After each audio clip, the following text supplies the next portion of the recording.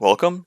In this video, we complete section 5.3. We are in day 2, and we will focus on many more examples. And although this section in the book also includes the binomial theorem, we will not get to that. So let us begin with many more examples of combinations. So recall, the number of ways to choose k elements from a set of size n is n choose k, which is n permute k divided by k factorial, or in other words is n factorial divided by k factorial times n minus k factorial. For example, 20 choose 4 is 20 factorial divided by 4 factorial, 16 factorial. Here are some examples. How many ways can 3 x's and 2 o's be placed on a tic-tac-toe board? I'll give you the answer in a second, but if you'd like to, then please pause. See if you can figure out this answer before I give it to you. Okay, I'm not even going to wait. Here's the answer. There are 9 spaces, so we might think 9 spaces, and let's place the x's. I have 3 x's to place, so 9 choose 3. There's 9 choose 3 ways to place those 3 x's. Then, once those 3 x's are placed, 6 spaces remain, and I need to choose 2 of those 6 to place my o's, so 6 choose 2. And 9 choose 3 times 6 choose 2 ends up equaling 1260. Now, there's another way that you can think about this, kind of a neat alternative way to come up with the calculation. Let's suppose we have our tic-tac-toe board, and maybe your first step is, let's pick the 5 spaces where the symbols, either X or O, will be placed. So maybe 1, 2, 3, 4, 5. So I have 9 choose 5. And then, from among those 5 spaces, now I need to choose which of those will be x's. Maybe that will be an x, and that will be an x, and that will be an x, and that leaves the remaining 2 to be o's. So I have 5 symbols choose 3 to be x's. And there we go. In fact, that will give us the same solution. This often happens in combinatorics. There's usually more than one way to look at a problem. Here are several examples that all have the same context. Let's suppose that the math club has 12 women and 9 men. How many 4-person committees can be formed, have 2 women and 2 men, have more women than men, have no women, have at least 1 woman, have at least 1 woman and 1 man? All right, so we'll go through these questions one at a time. Let's begin. How many 4-person committees can be formed? Well, in general, there are 21 people altogether, and I need to choose 4 of them. So 21 choose 4 is the solution. And honestly, for me, that's all I care about. But for what it's worth, just to put some numbers in there and see what these numbers look like, that turns out to be 5,985. Part B, how many have 2 women and 2 men? So I have to choose 2 from the 12 for the women. 12 choose 2. Then for every choice of 2 from the women, I can also choose 2 from the men. So I have 9 choose 2, and those are being multiplied. 12 choose 2 times 9 choose 2 ends up equaling 2,376. How many of these 4-person committees have more women than men? So it's either 3 women and 1 man, or I guess it could be 4 women and 0 men. So 12 choose 3 times 9 choose 1, and the 4 women, 0 men, that's 12 choose 4, 9 choose 0. Now we haven't seen this to this point so far where we choose 0. This is possible. If I have 9 objects, how many ways can I choose 0 of them? That ends up being 1. So 9 choose 0 is 1, or 12 choose 0 is 1, or 1,000 choose 0 is 1. Now this is an or problem. I need either 3 women and 1 man, or 4 women, no men, so we put a plus in between. And the numerical answer for that is 2,475. D, how many of these committees have no women? Well, basically, no women just means all men, so I'll take my 9 and choose 4 from them, and that's 126. How about E? How many of these committees have at least one woman? So, at least one. Those are some magical words to look for. Whenever you see at least one, what you should really be thinking is all minus none. So what are all the possible ways that I can choose 4 people minus what are the ways that I can choose them that have no women at all? Oh, well, that was our previous answer for part D, right? Let me go back a slide. No women, that was the 9 choose 4.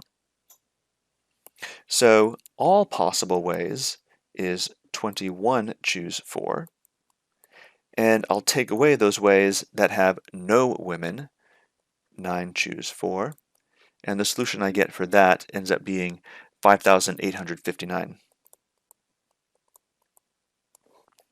Now, there is another way you might think about this. You might think, uh, what if there's one woman? You could have one woman, so 12 choose 1, in which case you'd have 3 men, 9 choose 3, or you could have 2 women, 12 choose 2, and 2 men, 9 choose 2, or 3 women, 1 man, or 4 women, and no men. So both of those will give you the same answer. But whenever you see at least one, think all minus none, and it'll probably get you to the answer a little bit faster.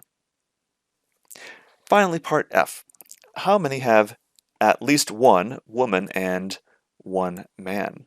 So at least one, we'll think about all minus none, but I need to be a little bit careful. So at least one woman and one man. What am I subtracting out here? So it's all possibilities minus either no women or no men. We don't want either of those two cases. So I could figure this out by taking my 21 choose 4 minus 9 choose 4. So this is all the possibilities. Let's take away those that have no women, and then let's take away those that have no men, minus the 12 choose 4. And that solution ends up being 5,364. And again, there is one other possible way you could have solved this by actually counting through all the different cases.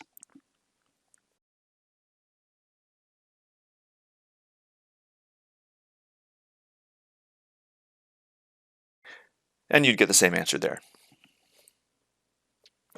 Okay, here is a problem for you to try. There are 5 red, 3 green, and 9 blue marbles in a box. How many samples of 4 marbles? And then we have a bunch of questions that follow. So take your time on this, read through each of these things, try some of the techniques that we did in the previous problem, and see what you can do. Go ahead and pause the video now, give it your best try, and then start the video again when you are ready to check your work. Okay, let's take a look. Part A. In total, how many samples of 4 can be selected? Well, that's just 17 choose 4. That's the total number of marbles that we have. How many of these samples of 4 have all 4 marbles the same color? Well, they can be all red or all blue. I skipped the case of all green. In a way, how many ways can I choose 4 marbles that are all green? That would be 3 choose 4. And this looks a little bit weird, right? Because I have 3 objects and I need to choose 4. Whenever your bottom number is bigger than your top number, that's defined to be 0. So 3 choose 4 equals 0. Part C. How many of these have 2 colors with 2 of each color? Well, I can have red and green, or red and blue, or green and blue, and there are the calculations to figure that out. Part D. How many have no blue marbles? So we can just take 8 choose 4. 8 is when I add together the red and the green. So from among the red and the green, I just choose 4. And then how many have at least 1 blue marble? We do all minus none. So that's our 17 choose 4 minus the 8 choose 4. All right. new contexts. So these are some different ways that we might think about combination problems. Here's a problem. In how many different ways can 10 consecutive tosses of a coin result in exactly 6 heads? How would we approach this? Here's our solution.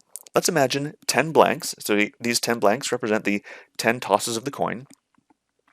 And from among these 10 blanks, I need to choose exactly 6 of them to put H's to represent heads. Okay, so let me do that. So this is a little bit different from the blanks that I've done in the past. In the past, I've sort of worked left to right. But in this case, I've set out all my blanks ahead of time, and I'm just going to choose 6 of them. So maybe I'll put an H there, and an H there, maybe one there and there. So that's 4. And then there we go. So I have placed 6 H's among the blanks. 10 choose 6. But now that those 6 have been chosen, I can fill the rest of the blanks with T's. Tails, tails, tails, tails. And this gives me one of the possible outcomes from flipping a coin 10 times and getting exactly 6 heads. So really altogether, there's 10 choose 6 ways to do this, which is 210. Oh, of course, I could have thought about this in terms of the tails. In how many ways can I flip a coin 10 times and get exactly 4 tails? It's really the same problem, right? 10 choose 4 is also 210. You can see that 10 choose 6 is the same as 10 choose 4, maybe by looking at the formula. In both cases, we get 10 factorial over 6 factorial, 4 factorial. Here are 2 problems for you to try. The second one maybe needs a little bit of explanation, but it's really one of my favorite problems. I really like how we get a solution to this one.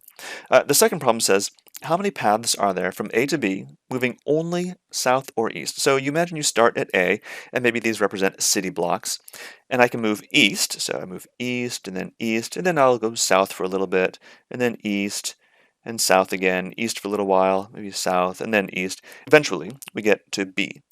Well, I could have done this in many other ways too, right? I could have started off south and then go east all the way and then south again. There's another path I could have taken. Or, there's many different ways you can go. Well, the question is, how many ways in total? So this is kind of cool. This has a nice, surprisingly simple solution. So take your time, think for a couple minutes on these 2 problems, pause the video, give it your best effort, and then start up again when you are ready to check your work. Okay, let's see how you did. The first problem is pretty straightforward. How many bit strings of length 10 have 6 ones? So that is really just 10 choose 6. You can imagine 10 blanks, 1, 2, 3, 4, 5, 6, 7, 8, 9, 10. Fill 6 of them with ones, 2, 3, 4, 5, 6, and then the zeros just go in the remaining spots.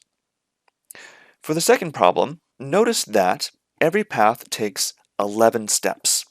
So 1, 2, 3, 4, 5, 6, 7, 8, 9, 10, 11. And in 11 steps, 4 of those steps will be south, and the remaining 7 steps will be eastward steps. So no matter how you get from A to B, it always takes 11 steps. 4 of those steps will be south, and 7 of those steps must be east. So let's imagine 11 blanks. And from those 11 blanks, we will fill 4 of them with S's. So how about S, S, and S? There we go. So that's 11 spaces. I've chosen 4 of those to put my S's. Well, of course, the remaining spots get filled in with E's. And this tells us exactly one of the paths to get from A to B. So let's follow this. East, south, east, south. So east, south, and then east, east, east, south, east, east, east, south, followed by east, east, south, east, east, south. So there we go. Every 11 steps, just choose where your 4 southern steps will go, and that gives you a path to get from A to B. So the answer is 11 choose 4, and that ends up being 330. All right, so that finishes the lecture for today, thinking about this combinations problem in some different contexts. And that's a good place to stop.